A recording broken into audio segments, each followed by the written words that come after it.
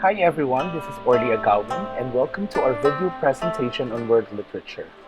This presentation will specifically focus on our first stop, which is Chinese literature. I recommend that you take as many notes as you can. Feel free to pause, go back, or fast forward the slides as many times as you want. This way, you'll get more details for your notes. There will be a graded quiz when we meet again. So, welcome to your first stop in world literature. Today, we're going to talk about the kinds of literary works that were created and bloomed in China. Are you ready? Let's begin.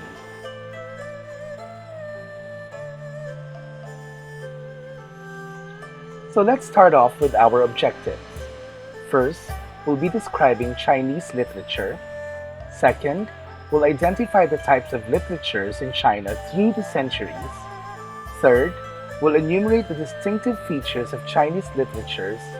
And fourth, we'll describe the changes in Chinese literature through history. And lastly, we'll discuss the types of contemporary literary trends in China after the Cultural Revolution. So, Chinese literature is the body of works written in Chinese, including lyric poetry, historical and didactic writing, drama, and various forms of fiction.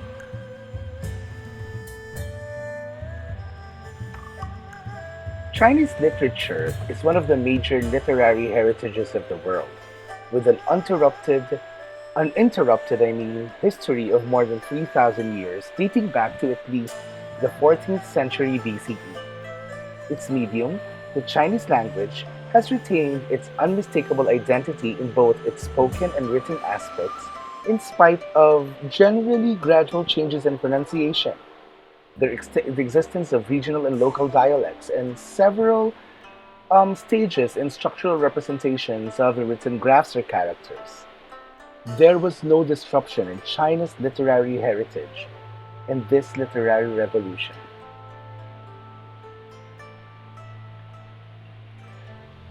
Through cultural contacts, Chinese literature has profoundly influenced the literary traditions of other Asian countries, particularly Korea, Japan, and Vietnam.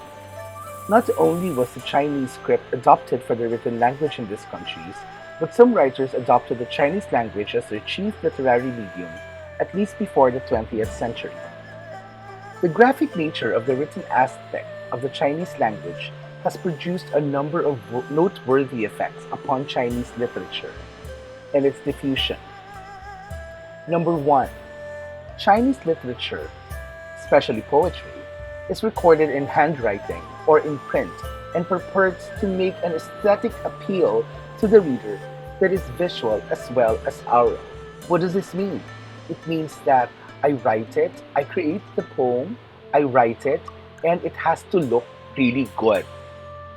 Number two, this visual appeal of the graph has in fact given rise to the elevated status of calligraphy in China, where it has been regarded for at least the last 16th century as a fine art comparable to painting. Scrolls of calligraphic renderings of poems and prose selections have continued to be hung alongside paintings in the homes of the common people as well as the elite. So you see, in China, there are the poor and then the rich, and the rich are even the poor would make use of this poem as part of their home furniture, converting these literary gems into something to be enjoyed in everyday living. On the negative side, such a writing system has been an impediment to education and the spread of literacy, thus reducing the number of readers of literature. For even a rudimentary level of reading and writing requires knowledge of more than 1,000 graphs together with their pronunciation. Can you imagine that?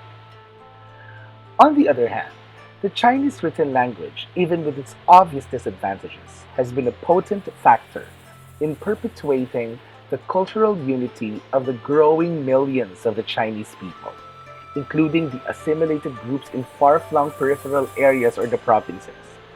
Different in function from recording words in an alphabetic phonetic language The graphs are not primarily indicators of sounds and can therefore be pronounced in variant ways to accommodate geographical diversities in speech and historical phonological changes without damage to the meaning of the written page.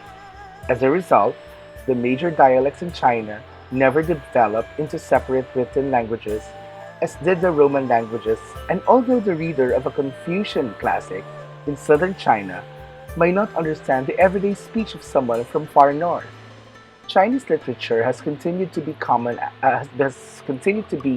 common asset of the whole Han Chinese people.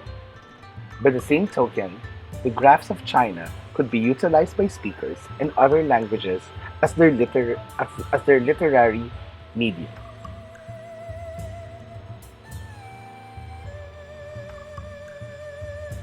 The pronunciation of the Chinese graphs has also influenced the development of Chinese literature. The fact that each graph has a monophonic pronunciation in a given context created a large number of homonyms, which led to misunderstanding and confusion when spoken or read aloud without the aid of the graphs. Chinese poetry, besides depending on end rhyme and tonal meter for its cadence, is characterized by its compactness and brevity. There are no epics, or either folk or literary variety, and hardly any narrative or descriptive poems that are long by the standards of world literature. So, in short, most of the Chinese poems are really very short, okay? Stressing the lyrical, as has often been pointed out, the Chinese poet refrains from being exhaustive, marking instead heights of his ecstasies, and inspirations are the depths of sorrow and sympathy. So there is drama, but there are less words. You get what I mean? Generally pronouns and conjunctions are omitted, and one or two words often allude to highly complex thoughts or situations. This explains why many poems have been differently interpreted by learned commentators and competent translators.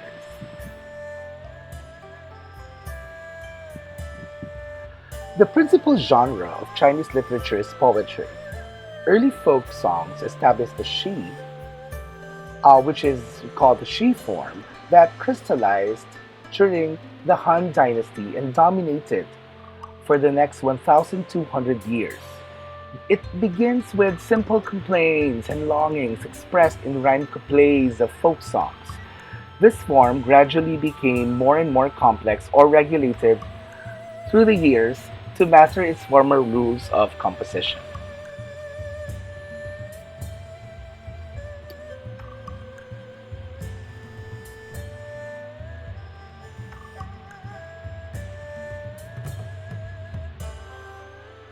The short story, which began to develop during the Tang Dynasty, at first emphasized either historical events or supernatural happenings, which could be related in a formal historical work.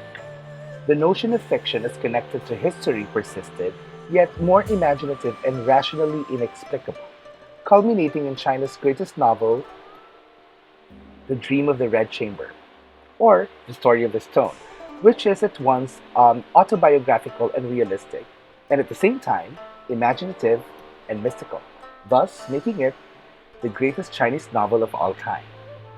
Now, let's talk about the Chinese drama. Chinese drama is one of China's least developed genres because it had its origin also in popular entertainment. The high point of elite drama was during the Yuan dynasty, when intellectuals dispossessed by the Mongols invaders turned to the composition of drama both to productively employ their taste and erudition, and also to covertly criticize the foreign government. During the following centuries, dramas tended to become longer and the opera dominated. Spoken drama was not generally conspicuous until the 20th century.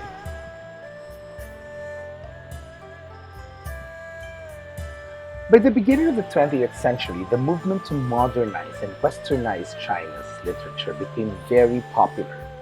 The formal classic language, which by then survived only in written text, was replaced by the vernacular spoken language as a literary medium. Experiments with free verse and sonnet forms, short autobiographical stories and interior monologues, spoken drama and radio or film scripts were influenced by Western models rather by classical Chinese tradition.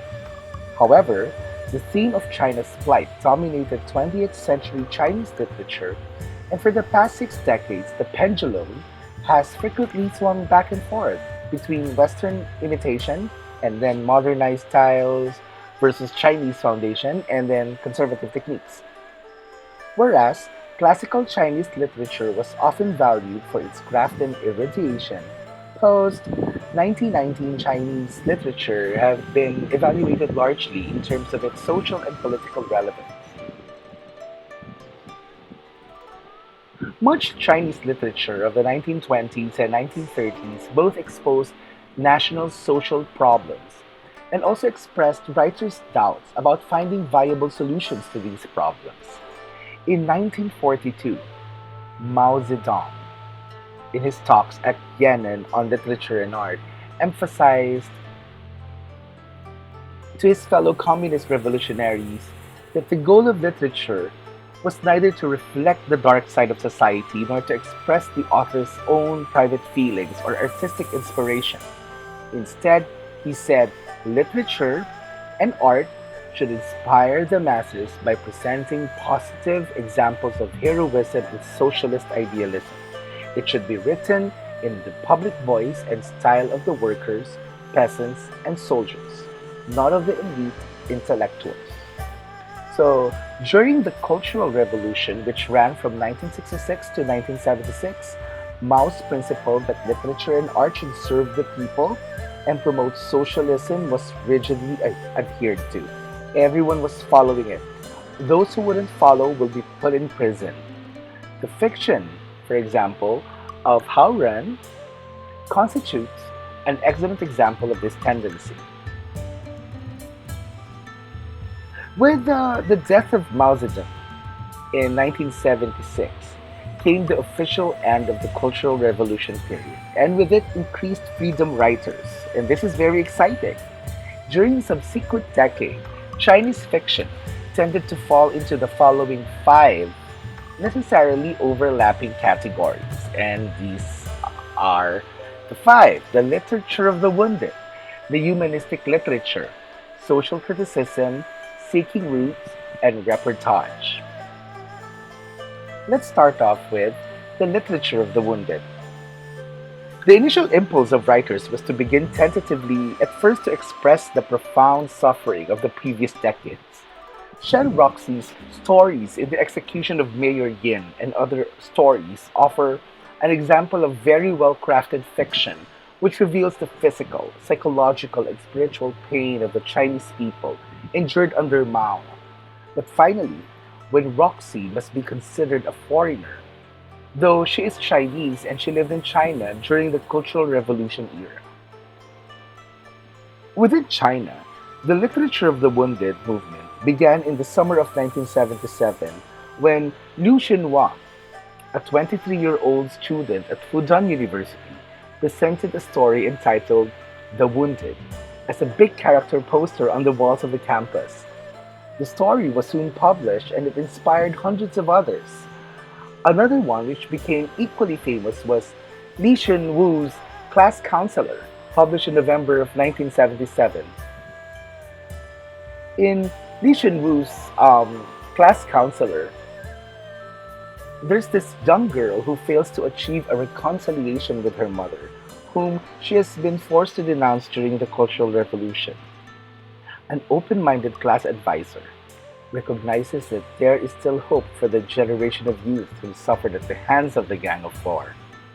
For several years, story after story poured out the guilt, regret, and pain over lost lives and ruined careers. Within the wounded tradition, though not literature per se, a number of Chinese have written accounts of this tragic period for Western audiences.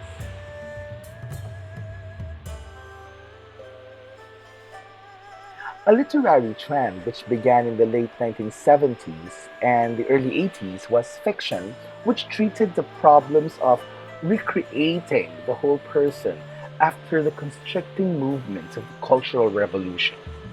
A large number of women writers predominated in this category. Since the personal feelings were supposed to be subordinate to political action during Cultural Revolution, writers who recreated in the opposite direction after the death of Mao used the rally cry, "Love must not be forgotten," the title of Zhang Zi's short stories advocating marriage based only on love and private desire. Why? Because Chinese traditions dictate that you can only marry someone that is given to you, even if you do not love him or her.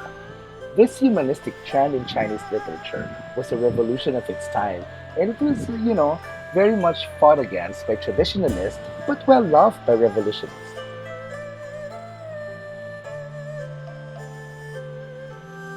Finally, allowed once again to treat in fiction the darker side of Chinese society, many writers composed works which addressed post cultural revolution problems, such as alienated youth, the loneliness of the elderly and the divorce, the housing shortages, government corruption, dissatisfaction with the system of job assignments, and many others. In a bold social indictment, Bai Wang, in his screenplay Unrequited Love, has the protagonist's daughter ask the fundamental question: Dad, you love your country. Through bitter frustration, you go on loving her. But Dad, does this country love you? This script first appeared in 1979, and by 1980, it was banned.